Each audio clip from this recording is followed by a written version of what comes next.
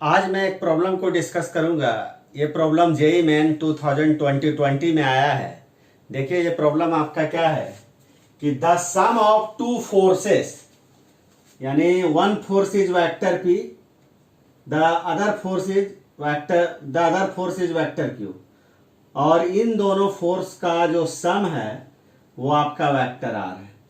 यानी आप यहां पे कह सकते हैं कि वेक्टर आर जो है ये vector p and vector Q का आपका रिजल्टेंट है, क्योंकि फिजिक्स में वेक्टर सम को ही हम लोग रिजल्टेंट आपका कहते हैं।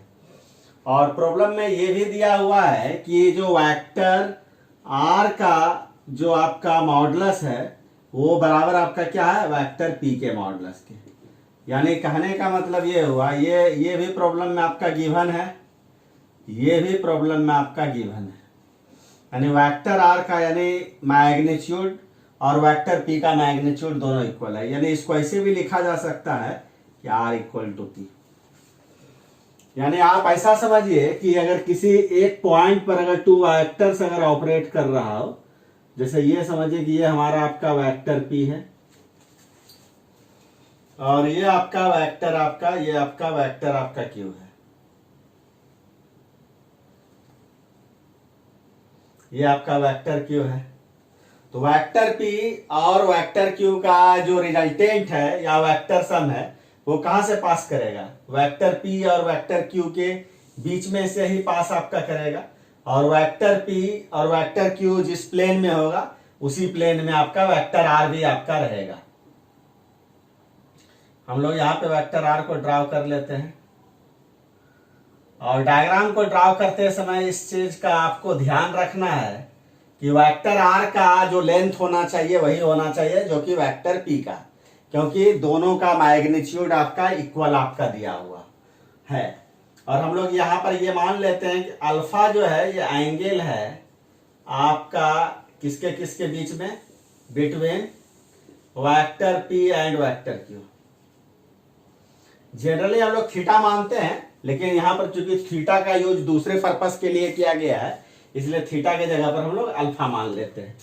तो यहां पर आपका क्या है कि चूंकि वेक्टर आर पी और क्यू का रिजल्टेंट है, तो रिजल्टेंट का मैग्नीट्यूड को निकालने का क्या फार्मूला होता है, root under p square plus q square plus 2pq cos alpha, जहां पर अल्फा आपका क्या है, vector p and vector q के बीच का आपका एंगल है। अब इसको हम लोग क्या करते हैं कि बोथ साइड्स हम लोग स्क्वायर कर देते हैं। यानी स्क्वायर करिएगा तो लेफ्ट हैंड साइड में आपका क्या हो जाएगा, आर स्क्वायर, और राइट हैंड साइड का स्क्वायर करिएगा तो स्क्वायर रूट क्या होगा आपका, हट जाएगा।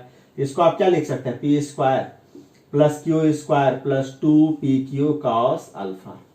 नहीं, और चूंकि यहां पर देखिए वेक्टर आर और वेक्टर पी का मैग्नीट्यूड इक्वल है, यानी प्रॉब्लम में दिया हुआ है कि since r equal to p है तो आर स्क्वायर और पी स्क्वायर आपका क्या हो जाएगा, ये कैंसिल आउट हो जाएगा। नहीं, तो यहां पर देखिए आपका लेफ्ट हैंड साइड में 0 बचा, राइट हैंड साइड में आपका क्या हो जाएगा, q square plus 2pq cos alpha नहीं हो जाएगा। और क्यू स्क्वायर को लेफ्ट हैंड साइड में ट्रांसफर कर दीजिए तो 0 minus q square equal to आपका क्या हो जाएगा, 2pq कॉस अल्फा। नहीं, और इसी को देखिए हम लोग क्या लिख सकते हैं, minus q square equal to 2pq आपका क्या हो जाएगा, कॉस अल्फा। और तो देयरफॉर देखिए यहां पर कॉस अल्फा इक्वल टू क्या लिखिएगा, minus q square divided by 2pq। और एक क्यू को अगर आप कैंसिल आउट कर दीजिए ऊपर नीचे तो क्या हो जाएगा, माइनस क्यू बाय क्या हो जाएगा आपका 2p हो जाएगा। यानी यहां से कॉस अल्फा आपका कैलकुलेट हो गया, कॉस अल्फा इक्वल टू आ गया आपका माइनस क्यू बाय आपका 2p। तो ये रिजल्ट आपका आगे चल के आपका यूज होगा। उसके बाद देखिए आपसे क्या पूछा जा रहा है, क्या आगे पढ़िए, the angle theta that the resultant of 2p vector and Q will make with vector Q. यानी कहने का मतलब यहां पर क्या है कि हम लोग यानी वेक्टर पी को डबल कर दिया गया, हम लोग अब वेक्टर पी को डबल कर देते हैं। यानी वेक्टर पी का जो लेंथ है उसको आप डबल कर दीजिए, वेक्टर पी के लेंथ को डबल कर दिया गया, वेक्टर पी के लेंथ को डबल कर दिया गया, यही आपका क्या हो गया 2p वेक्टर हो गया नहीं। और यहां पर देखिए आपका क्या है q वेक्टर, तो q तो जो इस फिगर में है वही आपका क्या है यहां भी है आपका,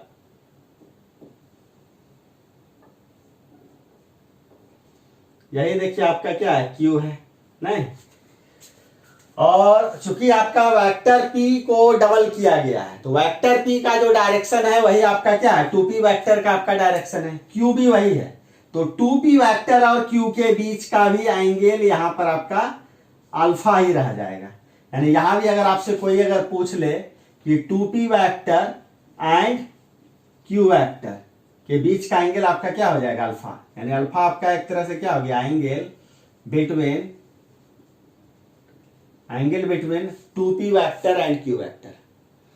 तो हम लोग जानते हैं कि जो रिजल्टेंट वेक्टर होता है वो हमेशा आपका इंक्लाइंड होता है किसकी तरफ, जिस वेक्टर का मैग्नीट्यूड आपका ज्यादा होगा। तो यहां पर देखिए इस फिगर में रिजल्टेंट वेक्टर p के साथ जितना एंगल आपका बना रहा है उससे यहां पर आपका क्या है, यहां पर आपका लेस एंगल आपका बनाएगा आपका। तो यहां पर हम लोग ड्रॉ कर देते हैं रिजल्टेंट वेक्टर को, यानी ये जो वेक्टर है ये जो देख रहे हैं इसको हम लोग r डैश वेक्टर कहते हैं, और ये जो r डैश वेक्टर है बाबू हमारा ये आपका रिजल्टेंट ऑफ आपका किसका, आपका resultant of 2p vector and आपका क्या है q वेक्टर। और आपसे पूछा जा रहा है कि the angle theta that the resultant of 2p and q का ये resultant will make with vector q, यानी ये थीटा, यही आपको थीटा चाहिए। हम लोगों को यहां पर थीटा कैलकुलेट करना है कि थीटा आपका कितना होगा। तो देखिए हम लोगों को ये मालूम है कि अगर किसी एक पॉइंट पर अगर टू वेक्टर्स अगर आपका ऑपरेट करे, जैसे आप ऐसा समझिए कि इस पॉइंट पर अगर टू वेक्टर्स अगर ऑपरेट कर रहा हो, एक अगर हमारा देखिए ये हमारा आपका क्या है वेक्टर ए है, और ये हमारा आपका क्या है, ये हमारा आपका वेक्टर आपका, ये हमारा वेक्टर आपका बी है नहीं। और बोथ वेक्टर्स के बीच का एंगल अगर आपका थीटा हो तो रिजल्टेंट वेक्टर अगर ए के साथ अगर अल्फा एंगल अगर बना रहा हो तो tan अल्फा को कैलकुलेट करने का क्या आपका एक्सप्रेशन होता है b sine theta divided by आपका क्या हो जाता है a plus b cos theta. अब देखिए इसी रिजल्ट को हम लोग यूज करेंगे। देखिए यहां पर आपका अल्फा है तो यहां पर आपका थीटा है, तो यहां पर हम लोग क्या लिखते हैं tan थीटा लिखते हैं, tan थीटा। हम लोग यहां पर देखिए क्या करते हैं, यहां पर हम लोग वेक्टर q को वेक्टर a समझ लेते हैं और 2p वेक्टर को हम लोग क्या समझते हैं, यहां पर वेक्टर b समझते हैं, और जो ये थीटा दिया हुआ है इस थीटा को हम लोग अल्फा समझते हैं। यानी अल्फा के जगह पर आप थीटा रख दीजिए, अल्फा के जगह यहां पर आपका क्या है, अल्फा के जगह पर आप थीटा रख दीजिए, तो अल्फा के जगह थीटा रख दिए, और बी के जगह पर क्या रख देना है 2p वेक्टर का मैग्नीट्यूड, तो बी के जगह पर आप क्या है 2p वेक्टर का मैग्नीट्यूड को आप रख दिए, तो 2p वेक्टर का मैग्नीट्यूड क्या हो जाएगा 2p साइन, और थीटा यहां पर आपका देखिए क्या है vector a and vector b के बीच का एंगल है, तो यहाँ पे टू वेक्टर के बीच का एंगल क्या अल्फा है तो साइन अल्फा रख दीजिए नहीं, डिवाइडेड बाय आपका क्या हो जाएगा ए, तो यहां पर ए का मतलब क्या हो जाएगा क्यू का मैग्नीट्यूड क्यू प्लस आपका क्या हो जाएगा बी का मैग्नीट्यूड, बी का मैग्नीट्यूड मतलब 2p वेक्टर का मैग्नीट्यूड क्या हो जाएगा 2p कॉस उसका थीटा, यहां पर आपका देखिए क्या है ए और बी के बीच का एंगल, तो यहां पर आपका ए और बी मतलब q एंड 2p वेक्टर के बीच का एंगल क्या हो जाएगा alpha, this is cos alpha नहीं, तो ये tan थीटा। तो आपको कुछ करना नहीं है, सिंपली इससे इसको कंपेयर करके tan थीटा को आपको निकाल लेना है, और यहां पे आप देखिए तो ये आपका क्या हो जाएगा 2p sine alpha divided by आपका क्या हो जाएगा q plus 2p cos alpha. देखिए हम पहले ही निकाले हुए हैं, आपका कॉस अल्फा कितना निकाले हुए हैं बाबू माइनस q बाय 2p, तो कॉस अल्फा की जगह पर आप माइनस q बाय 2p को रख दीजिए नहीं, तो ये 2p आपका क्या हो गया कैंसिल आउट हो गया, तो यहां पर आपका देखिए क्या हो जाएगा 2p sine alpha divided by आपका क्या हो जाएगा Q माइनस Q। नहीं, इसका मतलब इसको लिखा जा सकता है, यहां पर हम लोग इसको देखिए क्या लिख सकते हैं, 2p sine alpha divided by आपका क्या हो जाएगा 0। तो यहां पर देखिए आपका क्या है कि 2p साइन अल्फा को अगर 0 से डिवाइड करिएगा तो इसी के लिए हम आपका क्या होता है, हम लोग यूज करते हैं इन्फिनिटी, यानी ये आपका क्या हो जाएगा 2p साइन अल्फा बाय 0 को हम लोग क्या लिख सकते हैं, इन्फिनिटी लिख सकते हैं। इसका मतलब tan थीटा इक्वल टू आपका क्या हो गया, इन्फिनिटी हो गया। तो यहां से हम लोग कह सकते हैं कि थीटा इक्वल टू आपका क्या है, आपका 90 डिग्री। तो यहां पर जो फाइनल आंसर होगा वो आपका फाइनल आंसर आपका कितना हो जाएगा, आपका 90 डिग्री हो जाएगा। देखिए इसी कैलकुलेशन को हम लोग यहाँ पे एक दूसरे ढंग से भी हम लोग कर सकते हैं कि जैसे आप ऐसा समझिए, इस चीज को भी समझ लीजिए, जानना चाहिए आपको। देखिए tan theta is equal to, देखिए आपका क्या आया था 2p sine alpha divided by आपका क्या है 0। यहां देखिए tan theta is equal to finally आपका क्या आया 2p sine alpha divided by 0। तो हम लोग देखिए tan थीटा को लिख सकते हैं साइन थीटा डिवाइडेड बाय आपका क्या लिख सकते हैं cos थीटा इक्वल टू क्या हो जाएगा 2p sine alpha divided by आपका क्या हो गया 0। क्रॉस मल्टीप्लाई कर दीजिए, यानी 2p साइन अल्फा को हम लोग जो है cos थीटा से मल्टीप्लाई कर देते हैं, और साइन थीटा को आप किससे मल्टीप्लाई कर दीजिए 0 को। तो साइन थीटा को 0 से मल्टीप्लाई कर दीजिएगा तो क्या आ जाएगा, ये 0 हो जाएगा। तो देयरफॉर यहाँ पे देखिए cos थीटा इक्वल टू क्या हो जाएगा 0 बाय आपका क्या आ गया 2p साइन अल्फा, नहीं, और 0 by 2p sine alpha equal to क्या हो जाएगा 0।